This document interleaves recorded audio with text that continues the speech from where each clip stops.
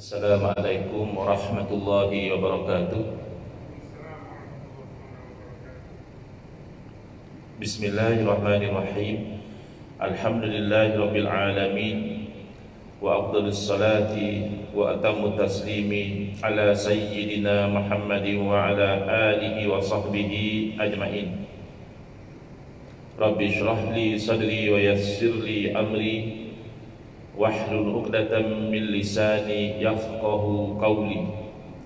Subhanaka la ilma lana illa ma 'allamtana innaka antal alimul hakim. Allahumma akhrijna min zulumatil wahmi wa akrimna bi nuril fahmi waftah alaina bi ma'rifatil ilmi wa sahhil akhlaqana bil hilm waj'alna mimman yastami'una al-qawla fayattabi'una ahsana. Allahumma ati nufusana taqwaha wa zakkiha anta khairu man zakkaha anta waliyuha wa maulaha. Allahumma arinal haqqa haqqan warzuqna ittiba'ah wa arinal batila batilan warzuqna ijtinabah. Allahumma anfa'na bima 'allamtana wa 'allimna ma yanfa'una wa zidna ilman wa huda. Amma ba'd. Qala Asy-Syekhul Mu'allif Al-Imam Hujjatul Islami Abu Hamid Muhammad ibn Muhammad Al-Ghazali Ad-Dusi rahimahullah ta'ala wa nafa'na bihi wa bi'ulumihi fid dharain amin. Falamma farara min qat'i hadhihi al-'aqabati wa nazal fa idza huwa bi maqsudihi wa mubtaghahu bayna yadayhi falam yasir illa qalilan hatta waqa'a fi sahlili al-fadli wa sahra'i syauqi wa 'arasati al-mahabbati thumma yaqa'u fi riyadi ridwani wa bisatil unsi ila bisatil imbisati wa matarbatit taqribi wa majlisil munajati wa nailil khilai wal karamati wa huwa yata'ammamu fi hadhil halat. Alhamdulillah, muslimin muslimat, hadirin hadirat yang saya hormati, moga-moga kita semua dirahmati dan diberkati oleh Allah Subhanahu wa taala, dan moga-moga kita semua dikurniakan oleh Allah Subhanahu wa taala kefahaman yang baik di dalam urusan agama dan keikhlasan yang menyeluruh di dalam menuju kepada ridha Allah Subhanahu wa taala. Hari ini alhamdulillah insyaallah kita akan menyambung pengajian kuliah subuh bulanan hari Sabtu yang keempat, Ajuran Surau Jumaat Khalid Al-Walid, Seksyen 9 Shah Alam, menggunakan kitab Minhajul Abidin, tata cara ahli-ahli ibadah ataupun jalan para abid, hasil tangan Al-Imam Al-Ghazali rahimahullah ta'ala. Kita menuju kepada penghujung kepada muqaddimah, yang mana dalam kuliah yang lalu Imam Ghazali rahimahullah ta'ala menyentuh aqabah yang ketujuh dan terakhir, iaitu aqabatul hamdi wa syukri, dakian untuk seseorang itu memuji dan bersyukur kepada Allah Subhanahu wa ta'ala, kerana kunci kepada nikmat yang mengikat nikmat supaya tidak hilang adalah syukur. Wala in syakartum la azidannakum. Allah berfirman, dan demi sekiranya kamu itu bersyukur, la azidannakum, nescaya pasti aku akan tambahkan lagi bagi kamu. Azidu asalnya berarti saya menambah, aku akan menambah. Tetapi ditambah sebelum daripada perkataan azidu itu lam qasam, lam sumpah, dan ditambah di hujung itu adalah nun takkid, nun yang menunjukkan kepastian. Jadi diapit antara lam sumpah dan nun takkid, nun emphasis, maka itu pasti akan berlaku. Lalu selepas orang ini selesai daripada merentasi Aqabah ini, Aqabah yang terakhir, lalu dia turun daripada dakian itu, tiba-tiba dia mendapati dia sudah sampai kepada maksud. Tujuan dia beribadah itu untuk dapat kepada hampir diri kepada Allah Ta'ala, untuk mendapat ridha daripada Allah Subhanahu Wa Ta'ala. Dan apa yang dia cari selama ini terbentang di hadapannya, dan tidaklah dia berjalan kecuali sedikit sahaja sehingga dia sampai ke pantai kurniaan Allah dan kepada sahra, padang pasir asyik kepada Allah Ta'ala, dan kepada kebun-kebun kasih sayang. Dan dia berada pada taman-taman keredaan dan juga hamparan kemesraan, pergi kepada hamparan pembukaan dan martabah hampir diri kepada Allah, dan berada pada majlis munajat, berbisik-bisik memohon kepada Allah Ta'ala. Dan dia mencapai satu kedudukan yang dia itu berlepas diri daripada perkara-perkara yang tidak elok, mencapai kepada kemuliaan-kemuliaan. Dan dia berada di dalam nikmat ini dalam setiap keadaan. Wa yataqallabu fi tibiha ayyama baqaihi wa baqiyata umrihi bi syakhsin fid dunya wa qalbin fil uqbah.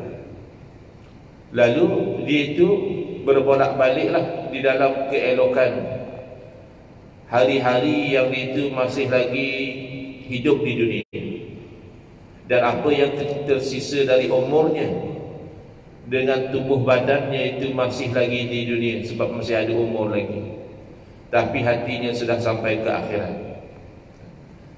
Kita, badan kita tengah solat pun hati kita dunia, belum sampai lagi, belum lagi kita itu berjaya menentasi 7 Aqabah ini.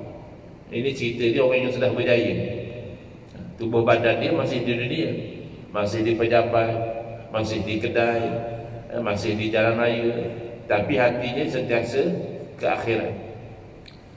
Yantazirul barida yauman fa yauman hatta yamalla al-khalqa kulluhum. Jadi dia menunggu utusan, iaitu malakul maut. Jadi ada kawan tanya, betul ke Ustaz, nama Israel ni tak ada pun dalam Quran hadis, yang ada hanya malakul maut. Kan kita belajar malaikat yang mencabut nyawa ni, orang Inggeris kata angel of death, namanya Israel. Jadi dia kata, bukankah nama Israel ni tak ada dalam Quran, dalam hadis? Jawapannya memang, kalau kita cari dalam Quran, sebut Israel tak ada. Yang ada sebut adalah malakul maut,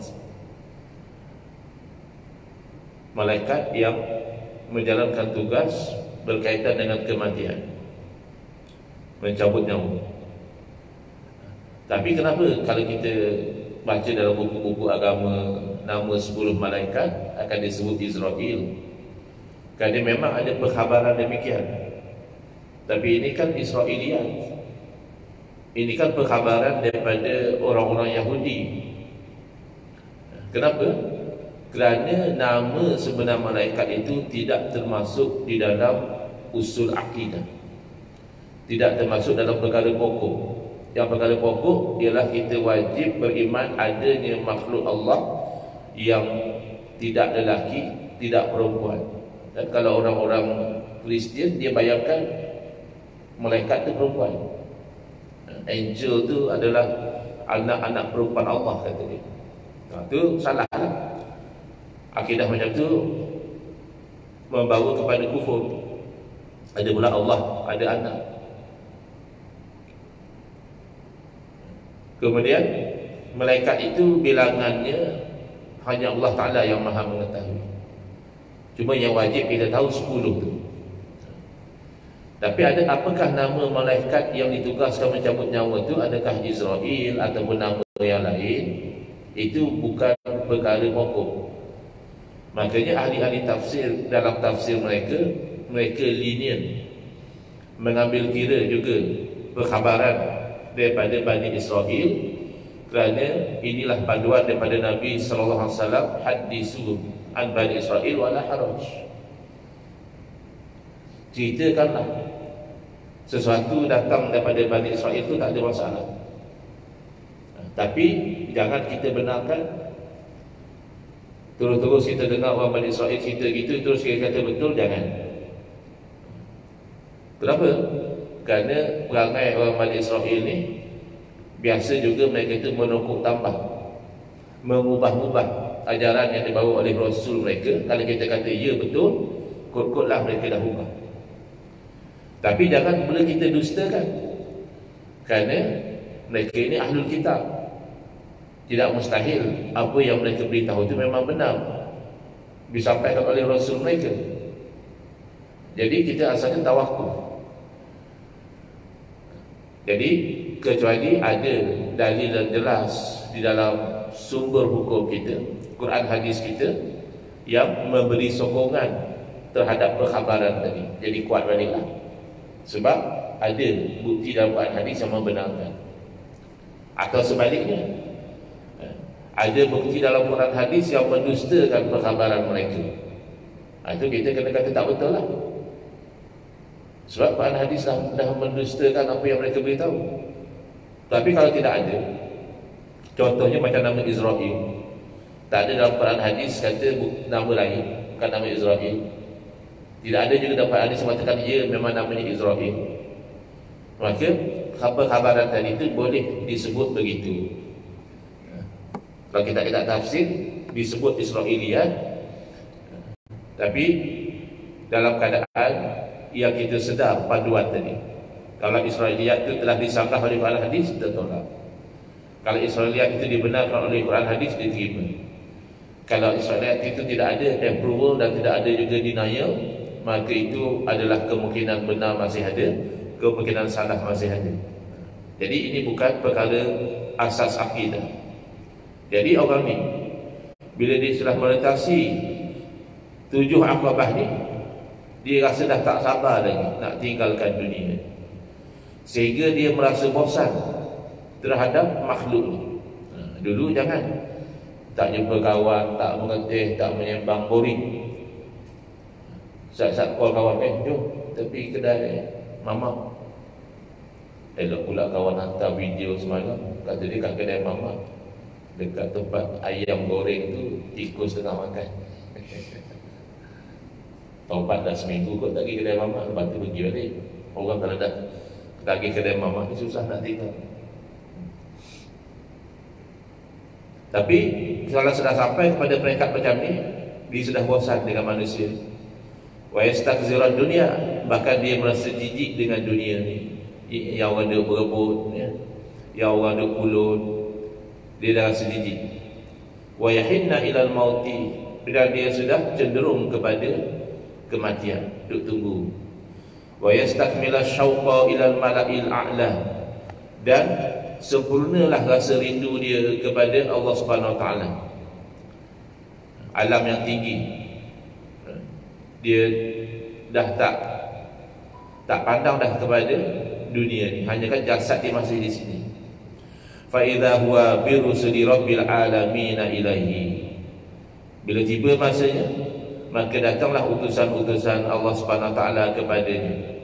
Yariduna alaihi bi rauhi wa raihani wal bushra wa ridwani min indi rabbin radin ghairi ghadban.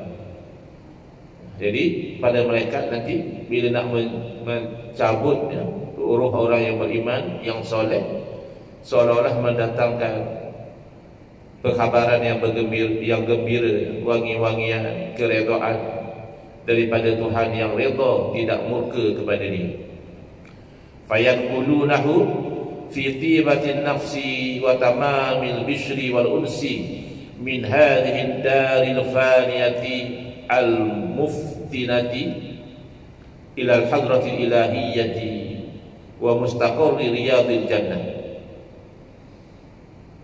Lalu para malaikat ini memindahkan dia dalam keadaan dia tu surga.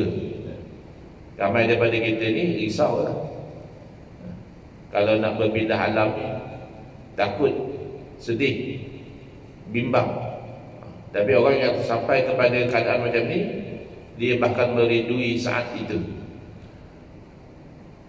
Dan dalam keadaan sempurna kegembiraan dan kemesraan, dipindahkan daripada negeri yang binasa dan penuh dengan fitnah ini kepada Allah Subhanahu Wa Taala dan kepada ketetapan taman-taman syurga. Fayara li nafsihi ad-dha'ifati al-faqirati na'iman muqiman wa mulkan kabiran aziman. Bila dah masuk syurga, dia akan melihat bahawa dia itu dikurniakan, ya, diri dia yang lemah itu Allah kurniakan nikmat yang kekal dan kerajaan yang besar lagi agung. Yang kita dah berebut nak jadi kerajaan atas dunia ni, ya. Saat yang ni naik, kata kerajaan tebuk pintu belakang, ni naik tebuk atap, ni naik tebuk dinding, ya. Tak ada apa pun. Compare dengan kerajaan akhirat yang Allah kurniakan kepada ahli syurga, kerajaan dunia ni tak ada apa nilai.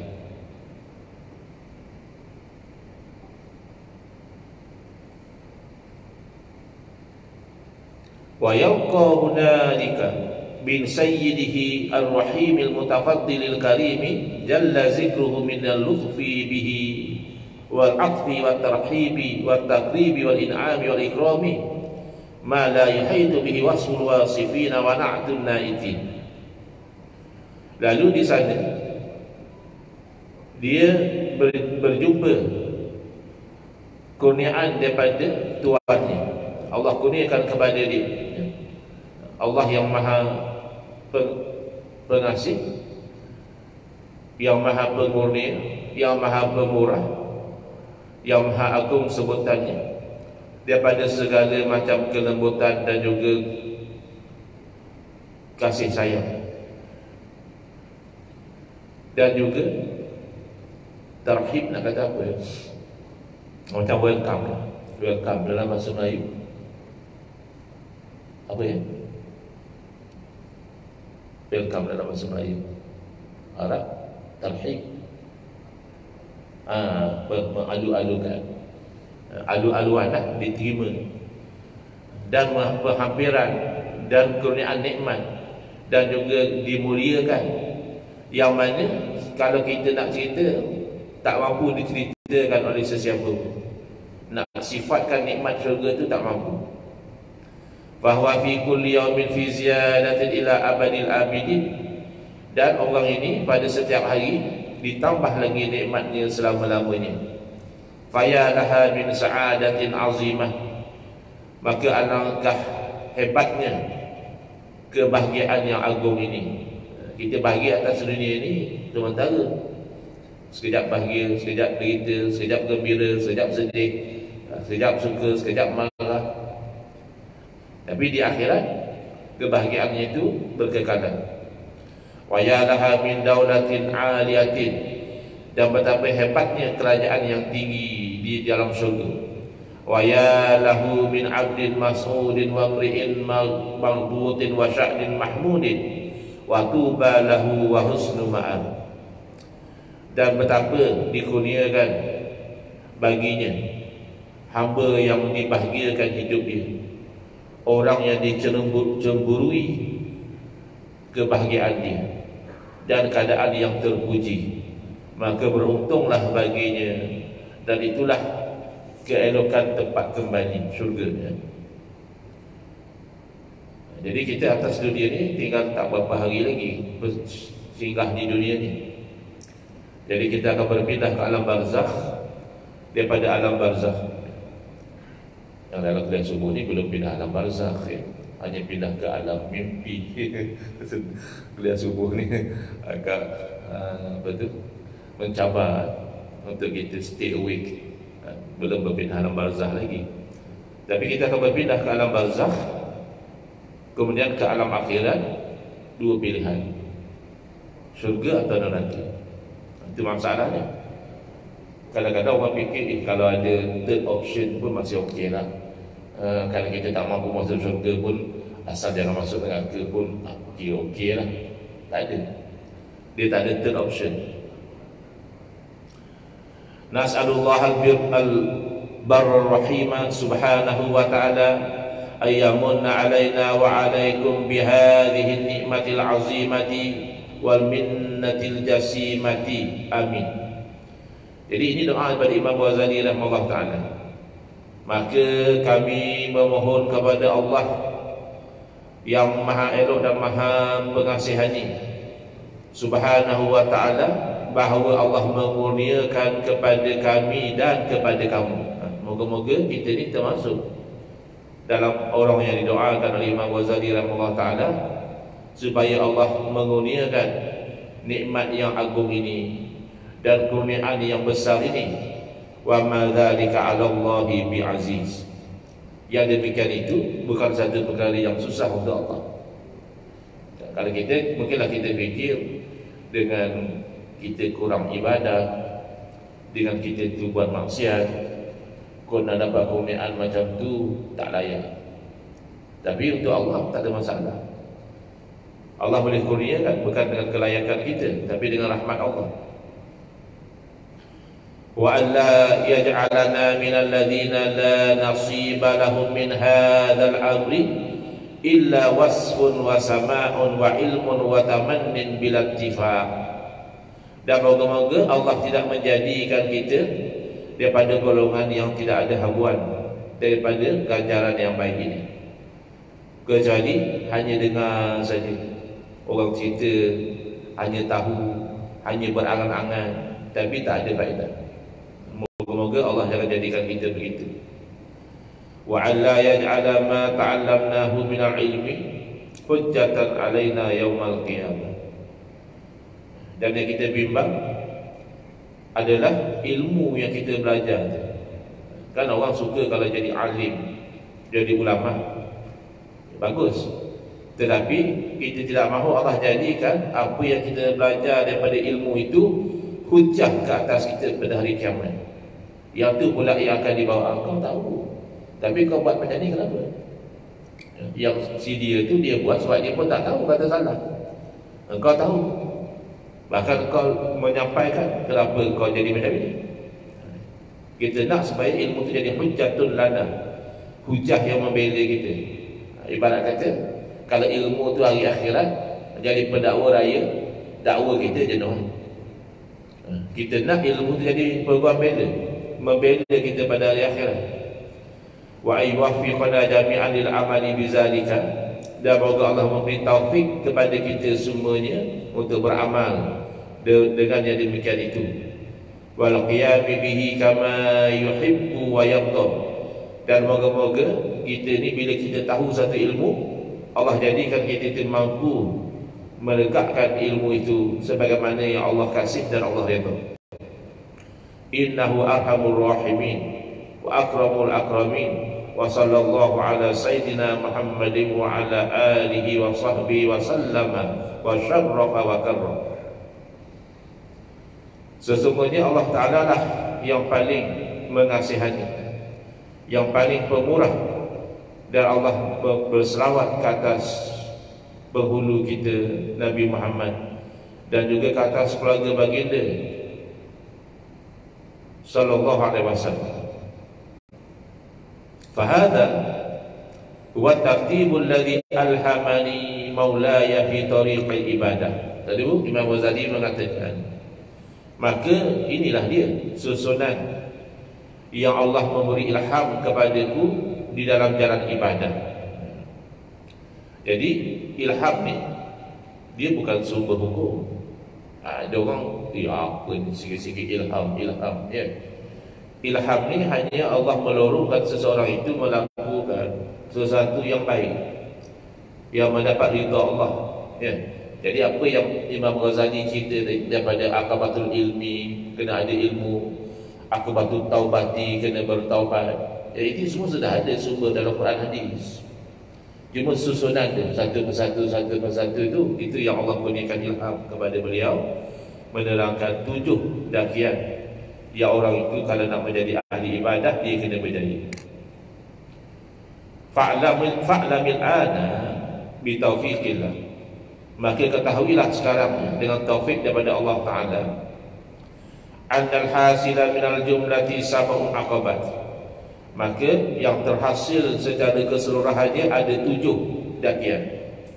Al-ula aqabatul ilmi, yang pertama sekali nak jadi ahli ibadah kena berjaya mentasi dakian ilmu.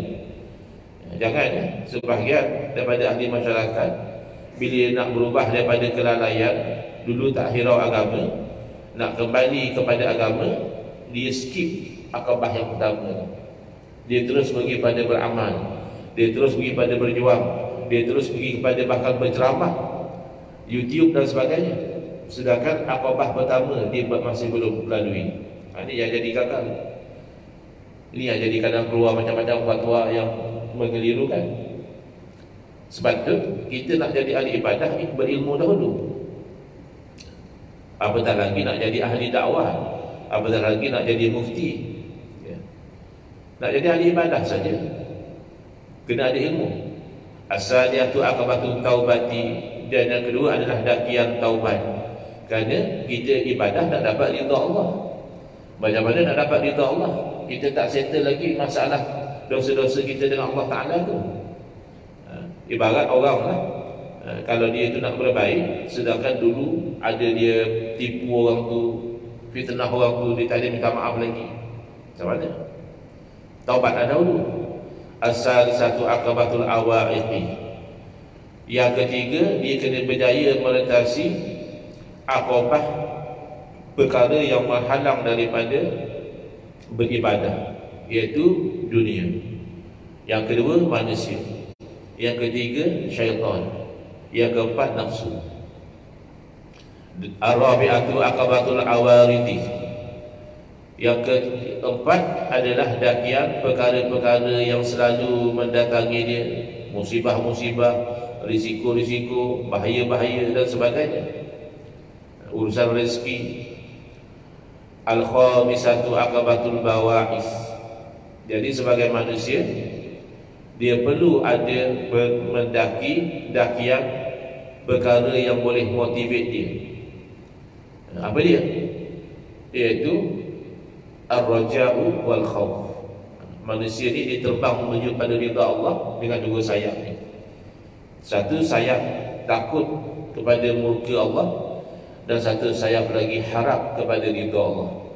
Patah satu sayap ni, susahlah nak terbang. Takut semata-mata, akhirnya give up. Buat dosa je dah, aku ni memang ahli neraka, tak ada maknanya. Harap saja pun masalah dia langsung tak ada takut. Buat dosa, buat maksiat hari-hari, tak apa, ya Allah Maha Pengampun, ya. Jadi dia kena seimbang. Asal di satu akabatul qawadih. Yang keenam adalah akabah perkara-perkara yang mencacatkan, iaitu riak dan ujub. As-sabi'atu akabatul hamdi wasyukri. Yang ketujuh dan terakhir adalah dakian memuji dan bersyukur kepada Allah Ta'ala. Wa bitamami hayatim kitabu minhajil abidina ilal jannah. Maka dengan sempurna menerangkan 7 akabah tadi, tamatlah kitab Minhajul Abidin. Minhajul Abidin maknanya jalan para abid menuju ke syurga. Wa nahnu al-ana natatabba'u hadhihi al-aqabati bi syarhin mujazil lafzi mustamilin ala nukatil maqsudati min hadha sya'ni. Jadi dah selesai mukadimah secara ringkas, maka kita sekarang ni akan ikutkan setiap daripada akabah ini dengan huraian yang ringkas. Ringkas tak ringkas pun, kalau kelas kita sebulan sekali, mahu bertahun-tahun juga. Ramai yang lepas ringkaslah nisbah pada Imam Ghazali ini. Biasa kalau kitab berjilid-jilid, ya. Jadi Minhajul Abidin ini kira ringkaslah, yang merangkumi poin-poin yang dimaksudkan dalam urusan ibadah ini. kullun minha fi babin mufradin insyaallah azza wa jalla. Setiap daripada Aqabah itu akan dihuraikan pada bab yang tersendiri insyaallah. Wallahu subhanahu waliyut taufiqi wa tasdidi bi mannihi. Allah Ta'ala lah yang menguruskan taufik dan juga sokongan dengan kurniaannya. Minta pada Allah lah. Kita kadang tu tahu tapi tak buat, tak ada taufik. Jadi nak macam mana? Minta pada Allah. Tu kita baca pas sembahyang, Allahumma a'inni ala zikrika wa syukrika wa husni ibadati. Ya Allah, a'inni, bantulah saya ala zikrika, untuk ingat kepada kamu, untuk sebut kepada kamu. Padahal tu Allah yang suruh kita, uzkuruni azkurkum. Sebutlah aku, nanti aku akan sebut kamu. Ingatlah aku, nanti aku akan ingat kamu. Allah yang suruh kita. Kita minta balik pada Allah. Sebab wala haula wala quwata illa billahil aliyyil azim. Selesai mukadimah. Baru 7-6 minit. Nak berhenti awal lagi. Tak mau berhenti, dah ramai yang tidur. Macam mana ni? Macam mana tu? Nak sambung lagi? Usuk je. Sambung ke berhenti? Sambung sikit lah. Kita masuk bab yang baru. Yang tadi tu mukadimah saja. Ya. Itu baru mukadimah. Kalau masuk tajuk tu cloud 9 terus. Qala rahimahullah ta'ala al-aqbatul ula wa hiya aqbatul ilmi. Dakian yang pertama, dan ia adalah dakian ilmu. Fa aqulu wa billahi taufiqu ya talibal khalasi wal ibadati alaika awwalan waffaqaka Allahu bil ilmi fa innahu al-kutubu wa alaihi al-madar. Lalu selepas daripada mukadimah saya, yakni Imam Ghazali rahimahullah berkata, dengan taufik daripada Allah, wahai orang yang menuntut kejayaan dan juga menuntut ibadah, wajib atas kamu itu, moga-moga Allah memberi taufik kepada kamu menuntut ilmu. Itu nombor satu. Kerana ilmu itulah paksi, dan pada ilmu itulah tempat perpusingan. Jadi kadang-kadang benda yang sama orang buat, satu dapat pahala, satu tak dapat apa-apa. Ya, sama-sama tidur, satu tidur sebab mengantuk, ya, satu lagi tidur dengan niat, ya, dengan doa, dengan apa tu, bacaan, maka tidur dia itu ada pahala. Doa tidur masih ingat? Bismikallahumma, ingat tak? Bismikallahumma ahya wa amut. Itu doa tidur secara umum. Kata guru kami, kalau doa tidur khusus, iaitu tidur masa kuliah, pendek sikit. Bismikallahumma amut, kata dia, mati terus, tak perlu hidup. Tengok pagi ni. Tahu? Kerana ini adalah paksi, ya. Kalau tak ada ilmu ni, tak ada paksi dia. Wa'lam anal ilma wal ibadata jauharan. Tapi dalam masa yang sama, hendaklah kamu ketahui bahawa ilmu dan ibadah itu adalah dua permata. Jadi jangan ilmu saja, ibadah tidak ada. Jangan ibadah saja, ilmu tidak ada. Kerana kedua-dua ni permata. Li ajlihi ma kana kullu ma tara. Kerana kedua-dua inilah kamu lihat apa yang kamu lihat.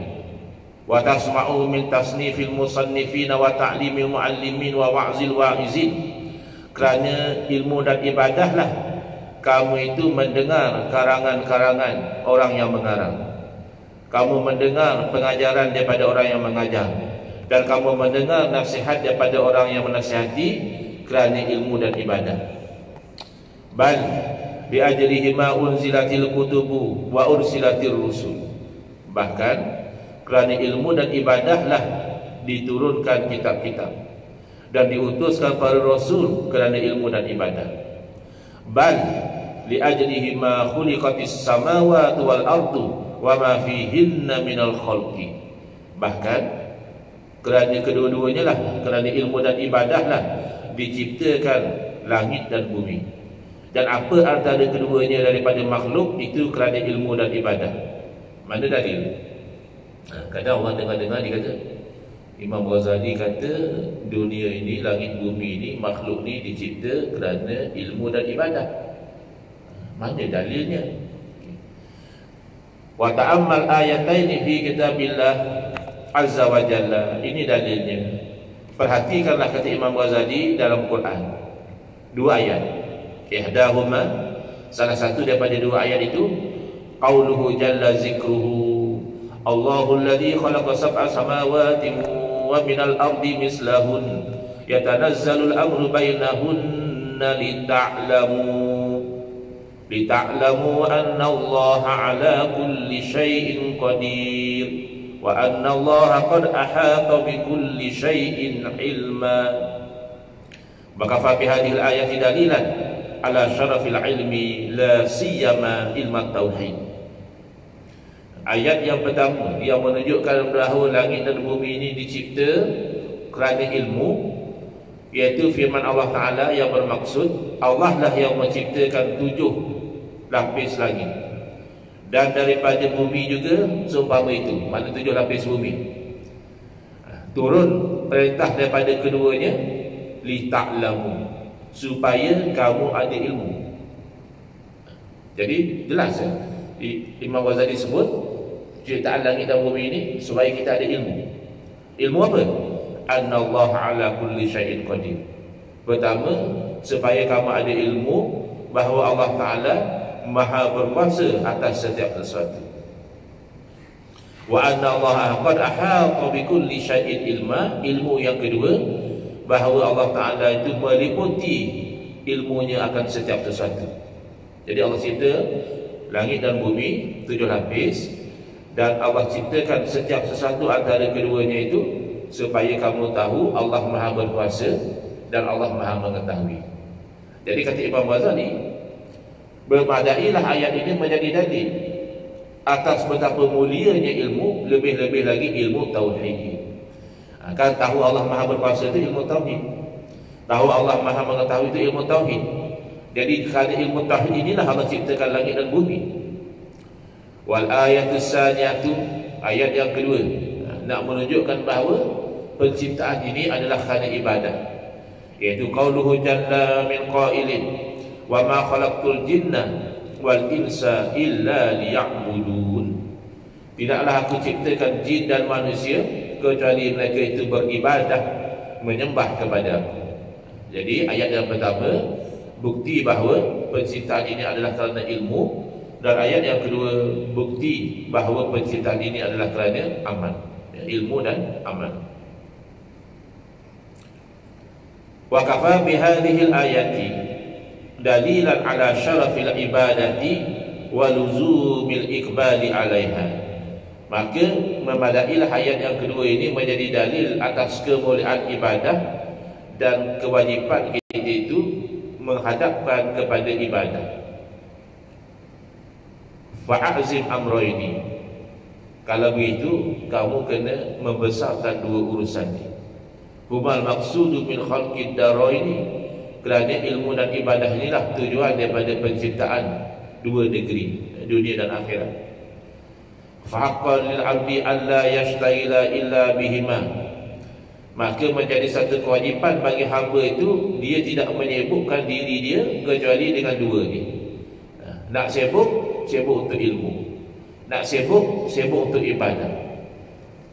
Tapi kalau kita sibuk dengan hiburan, kita sibuk dengan mainan, kita sibuk dengan itu dan ini, jangan. Habis macam mana? Nak makan, nak kerja, nak rehat, itu kan boleh jadi ibadah. Jangan kita fikir ibadah itu hanya ibadah yang khusus, sembahyang, puasa, zikir. Ibadah yang umum juga ibadah. Satu orang keluar mencari rezeki, kena pastikan niat dia itu kerana nak mencari rezeki yang halal. Yang kedua, kerana tidak mahu diri itu meminta-minta kepada orang. Yang ketiga, kerana nak menunaikan nafkah anak dan isteri. Yang keempat, kerana nak membalas budi kepada ibu bapa. Yang kelima, kerana supaya ada kemampuan untuk bersedekah kepada orang yang mampu, dan seterusnya. Kan jadi ibadah. Keluar kita pagi, balik petang jadi ibadah. Sebab itu, apabila satu orang pemuda di zaman Nabi SAW yang pagi-pagi dia keluar bekerja dan petang-petang dia tu balik dari kerja, ada sahabat komen, orang ni orang muda, sihat, tubuh badannya gagah. Lalu ada satu sahabat komen, kata dia, alangkah eloknya kalau pemuda ini menggunakan kekuatan dan kemudaan dia itu untuk berjihad fisabilillah. Macam zaman kita lah, kita kata apalah, kerja pagi, petang, siang, malam, atau orang macam ni pergi berjihad. Macam itulah lebih kurang masuk komen tu. Nabi tegur. Nabi kata kalau dah dia keluar itu kerana untuk menjaga diri dia, tidak meminta-minta, kalau dah dia keluar itu untuk membawa rezeki pada anak-anak, kalau dah dia keluar bekerja itu untuk memberi balasan yang baik kepada ibu bapa dia, fahuwa fi sabilillah. Hakikatnya dia sedang berjuang pada jalan Allah. Tapi kalau dia keluar itu cari duit untuk bermegah-megah, untuk menyombongkan diri, untuk itu dan ini, maka itu dia fi sabili syaitan. Jadi sama, zahirnya sama. Sama-sama drive pergi kerja, sama-sama balik kerja, sama-sama naik LRT, sama-sama turun LRT. Tapi seorang pada nilaian Allah adalah berjuang di jalan Allah, dan seorang lagi berjuang di jalan syaitan. Yang membezakan niat dan tujuan. Tapi niat dan tujuan saja belum memadai. Perbuatan juga kena syariah compliant. Sebab itu tak betul, dulu ada pernah kecoh statement mengatakan satu orang tu kalau niat dia nak cari nafkah, boleh saja dia tu jadi pelacur. Dia bukan nak jadi pelacur, tapi itulah sumber rezeki dia. Tak boleh. Niat dia tu nak cari nafkah tu bagus, tapi cara dia tidak syariah compliant. Cara dia tu jadi pelacur tu tak patuh syariah. Dia kena dua-dua. Untuk layak jadi ibadah, patuh syariah saja, niat bukan kerana Allah, tidak ada nilai ibadah. Bahkan sembahyang pun di sisi Allah lah, di sisi manusia sembahyang itu ibadah. Tapi kalau dia sembahyang bukan kerana Allah, Allah tidak bagi pahala. Apatah lagi perbuatan yang biasa seperti keluar bekerja, berniaga, bercocok tanam, bertani, mengembala dan sebagainya, itu asalnya zahirnya urusan dunia. Maka kena niat ikhlas. Betul. Yang kedua, usaha itu tidak bercakap dengan syarak. Maka itu ibadah.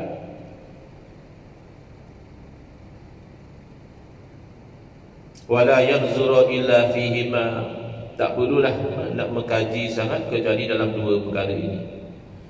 Wa'lam anna ma siwahuma minal umuri batilun la khaira fihi.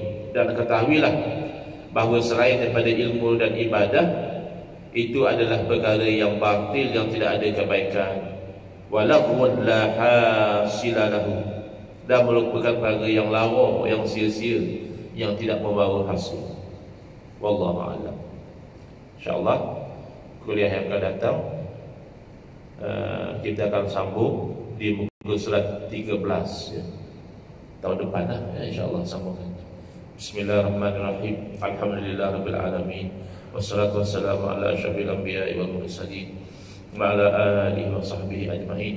Allahumma shrah sudurana wa ahsin akhlaqana wa azim ujurana wa nawwir qulubana bi nuri hidayatika kama tarda bi nuri syamsika abadan abada bi rahmatika ya arhamar rahimin. Walhamdulillahi rabbil alamin. Amin ya rabbal alamin.